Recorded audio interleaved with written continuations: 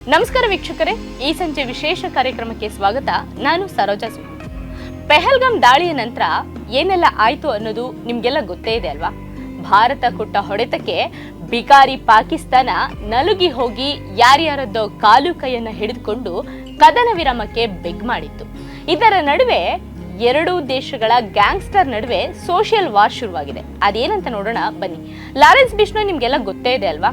ಆತ ತನ್ನ ಸೋಷಿಯಲ್ ಮೀಡಿಯಾದಲ್ಲಿ ಒಂದು ಪೋಸ್ಟ್ ಅನ್ನ ಹಾಕಿಕೊಂಡಿದ್ದಾನೆ. ಅದೇನಂದ್ರೆ, ಪಾಕಿಸ್ತಾನದ ಒಳಗೆ ನುಗ್ಗಿ 1 ಲಕ್ಷ ಜನಕ್ಕೆ ಸಮನಾಗಿರೋ ಒಬ್ಬ ಭಯೋತ್ಪಾದಕನನ್ನ ಹತ್ಯೆ ಮಾಡ್ತೀವಿ ಅಂತ.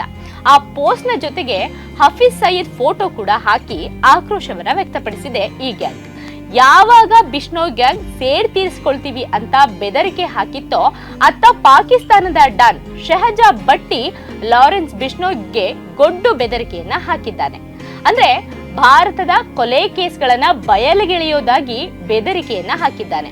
ಇದರಿಂದ ಎರಡೂ ದೇಶಗಳ ಗೂಂಡಾಗಿರಿಗಳ ನಡುವೆ ಜಗಳ ಶುರುವಾದಂತೆ ಆಗಿದೆ. ಅಂದ್ರೆ ಪೆಹಲ್ಗಾಮ್ ನರಮೇಧದ ಬಳಿಕ ಭಾರತದ ನಟೋರಿಯಸ್ ಗ್ಯಾಂಗ್ಸ್ಟರ್ ಲಾರೆನ್ಸ್ ಬಿಷ್ಣೋಯ್ ಪಾಕಿಸ್ತಾನಕ್ಕೆ ಎಂಟ್ರಿ ಕೊಟ್ಟು ಹಫೀಜ್ ಸಯೀದ್ನ ಹತ್ಯೆ ಮಾಡಿ ಪ್ರತೀಕಾರ ತೀರಿಸಿಕೊಳ್ಳೋದಾಗಿ ಘೋಷಣೆ ಮಾಡಿದ್ದ. ಇದಕ್ಕೆ ರಿಯಾಕ್ಟ್ ಮಾಡಿರುವಂತ ಪಾಕಿಸ್ತಾನದ gangster Shehzad Bhatti high profile Sidhu Moosewala ಹಾಗೂ ಬಾಬಾ ಸಿದ್ದಿಕಿ ಕೊಲೆ ಕೇಸ್ಗಳ ಹಿಂದಿನ ಸೀಕ್ರೆಟ್ ಅನ್ನ ರಿವೀಲ್ ಮಾಡ್ತೀನಿ ಅಂತ ಬೆದರಿಕೆ ಹಾಕಿದ್ದಾನೆ. ಅಂದ್ರೆ ಇದು ಹೇಗಾಯ್ತು ಅಂತಂದ್ರೆ, ಲಾರೆನ್ಸ್ಗೆ ಒಂದು ಹಕ್ಕಿನೂ ಕೂಡ ಕೊಲ್ಲೋಕೆ ಆಗಲ್ಲ. ಅಂದ್ರೆ ಈತ ಹೇಳಿರೋದು, ಪಾಕಿಸ್ತಾನದ ಡಾನ್ ಏನು ಹೇಳಿದಾನೆ, ಲಾರೆನ್ಸ್ಗೆ ಒಂದು ಹಕ್ಕಿನೂ ಕೂಡ ಕೊಲ್ಲೋಕೆ ಆಗಲ್ಲ, ಅವನೇನ್ ಪಾಕಿಸ್ತಾನಕ್ಕೆ ಎಂಟ್ರಿ ಕೊಡ್ತಾನೆ? ಸಿದ್ದು ಮೂಸೇವಾಲಾ ಹಾಗೂ ಬಾಬಾ ಸಿದ್ದಿಕಿ ಕೊಲೆ ಬಗ್ಗೆ ನನ್ನ ಹತ್ರ ಸಾಕ್ಷಿಗಳಿವೆ.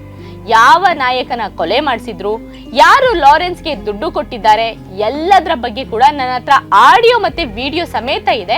ಬಾಬಾ ಸಿದ್ದಿಕಿ ಕೊಲೆ ಕೇಸ್ನಲ್ಲಿ ಜೀಶನ್ ಅಖ್ತರ್ ಇನ್ವಾಲ್ವ್ ಆಗಿದ್ದ, ಈ ಬಗ್ಗೆ ನನಗ್ ಗೊತ್ತು ಅಂತೆಲ್ಲ ಪಾಕ್ ಡಾನ್ ಹೇಳಿದ್ದಾನೆ.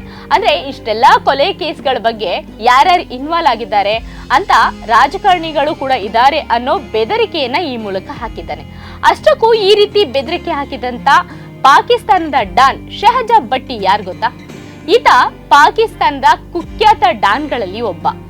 ಕೊಲೆ ಕೇಸ್, ಭೂ ಕಬಳಿಕೆ, ಶಸ್ತ್ರಾಸ್ತ್ರ ಕಳ್ಳ ಸಾಗಾಣಿಕೆ ಸೇರಿದಂತೆ ಹಲವು ಕಾನೂನು ಪ್ರಕರಣಗಳಲ್ಲಿ ಈತನ ಮೇಲೆ ಹಲವು ಕೇಸ್ಗಳು ದಾಖಲಾಗಿದೆ.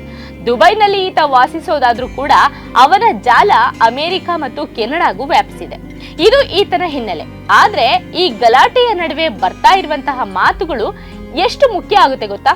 ಜೊತೆಗೆ ಯಾಕೆ ಮುಖ್ಯ ಆಗುತ್ತೆ ಅನ್ನೋದನ್ನ ನೋಡೋಣ.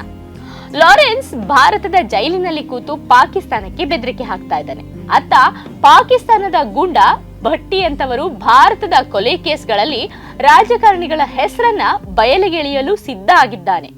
ಇನ್ನು ಈ ವಿಡಿಯೋ ಜಗಳ ಎಲ್ಲಿಗೆ ಬರ್ತಾ ಇದೆ ಅಂದ್ರೆ, ಒಂದ್ ವೇಳೆ ಇನ್ನು ವಿಡಿಯೋ ರಹಸ್ಯ ಬಯಲಾದ್ರೆ ಹಲವು ರಹಸ್ಯಗಳು ಬಯಲಾಗುವ ಸಾಧ್ಯತೆ ಕೂಡ ಈಗ ಇದೆ. ಈಗ ಎದ್ದಿರುವಂತ ಪ್ರಶ್ನೆ ಏನ್ ಗೊತ್ತಾ? ಭಟ್ಟಿ ನಿಜವಾಗಿಯೂ ಆ ಫೈಲ್ಗಳನ್ನ ಹೊರತರ್ತಾನ? ಲಾರೆನ್ಸ್ ಯಾವುದಾದ್ರೂ ದೊಡ್ಡ ಕ್ರಮ ತೆಗೆದುಕೊಳ್ತಾನ? ಅಥವಾ ಇದು ಕೇವಲ ಬೆದರಿಕೆಗಳಿಗೆ ಸೀಮಿತವಾಗಿರುತ್ತದಾ ಎಂಬುದು. ಈಗ ನೋಡೋದಾದ್ರೆ, ಈಗ ಲಾರೆನ್ಸ್ ಬಿಷ್ಣೋಯ್ ಗುಜರಾತ್ನ ಸಾಬರಮತಿ ಜೈಲಿನಲ್ಲಿದ್ದಾನೆ. ಜೈಲಿನಲ್ಲಿ ಇದ್ದುಕೊಂಡೇ, ಅಂದ್ರೆ ಜೈಲಿನಲ್ಲಿ ಕೂತ್ಕೊಂಡೆ ಎಲ್ಲಾ ಆಪರೇಟ್ ಮಾಡ್ತಾ ಇದ್ದಾನೆ. ಬಿಷ್ಣೋಯ್ನ ಅವರ ಅಭಿಮಾನಿಗಳು ಬಿಷ್ಣೋಯ್ನ ಕರೆಯೋದೇನಂತ ಗೊತ್ತಾ? ಹಿಂದೂ ಹುಲಿ ಅಂತ. ಅಂದ್ರೆ ಯಾವಾಗ್ಲೂ ಕೂಡ ನಮ್ಮ ಹಿಂದೂ ಹುಲಿ ಬಿಷ್ಣೋಯ್ ಅಂತ ಕರೀತಾರೆ. ಈಗ ನೋಡಿದ್ರೆ ಪಾಕಿಸ್ತಾನದ ಡಾನ್ ಈ ಹಿಂದೂ ಹುಲಿಯನ್ನೇ ಕೆರಳಿಸಿದ್ರ ಎಂಬ ಪ್ರಶ್ನೆ ಮೂಡಿದೆ. ನೋಡೋಣ ಈ ಮಾತಿನ ಯುದ್ಧ ಯಾವ ಹಂತಕ್ಕೆ ತಲುಪುತ್ತದೆ ಎಂಬುದನ್ನ.